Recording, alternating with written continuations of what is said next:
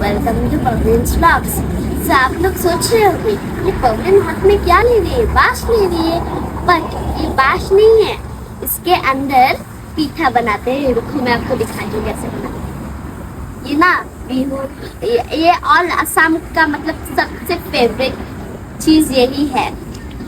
बिहू के टाइम में हर घर में ये तो बनना ही बनना है। देखिए कैसे अंदर दे रही है, बहुत अच्छा लगता है ऐसा करने में।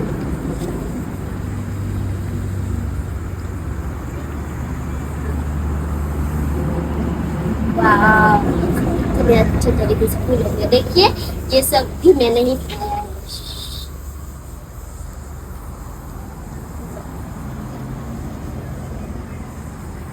ये मेरे दादा वहाँ पर रखे हैं मटकी को, मुझे पता नहीं है कैसे रखते हैं। अच्छा है मटकी टूंडी सी है। So bye bye, tata, bye,